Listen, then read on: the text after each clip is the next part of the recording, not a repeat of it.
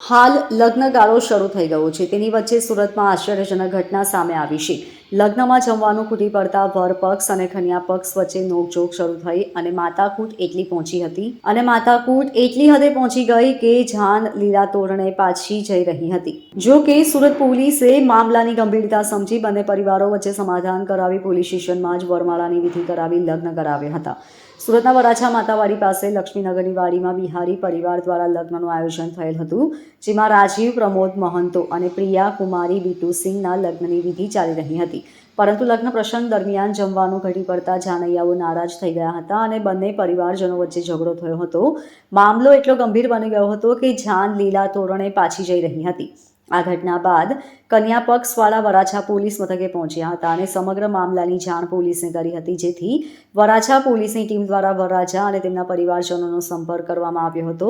પોલીસે તેઓને સમજાવી કાઉન્સેલિંગ કરી લગ્ન માટે રાજી કર્યા હતા અને ત્યારબાદ વરરાજા અને તેના પરિવારજનોને રાત્રિના સમયે જ વરાછા પોલીસ મથકે લાવવામાં આવ્યા હતા, જ્યાં સિંદૂર પૂરી હાર તોળા કરી લગ્નની વિધિ કરવામાં આવી હતી. બાદમાં બંને પક્ષોને વિદાય આપવામાં આવી હતી. વરાછા પોલીસની આ કામગીરીની સરાહના થઈ રહી છે. ડીસીપી આલોક કુમારે જણાવ્યું હતું કે ડીજીપી અને સીપી સરના નિર્દેશ અનુસાર અમે દરેક પોલીસ મથકમાં સાંત્વના કેન્દ્ર અને મહિલા હેલ્પ ડેસ્કની સ્થાપના કરવામાં આવી છે. ગતરોજ વરાછા પોલીસ સ્ટેશન વિસ્તારમાં વર વધુના લગ્ન પ્રસંગ દરમિયાન બંને પરિવારજનો વચ્ચે અણબનાવ થઈ હતી. જમવાનું ઓછું પડતા ઝઘડો થયો હતો અને લગ્નનો ઇનકાર કરી દીધો હતો.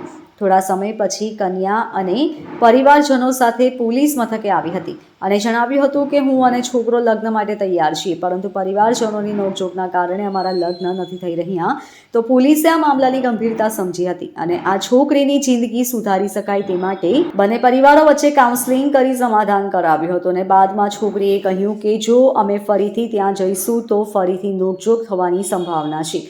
તો એ કારણથી અમે પોલીસ મથકમાં જ વરમાળાનું આયોજન કરવા પરવાનગી આપી હતી.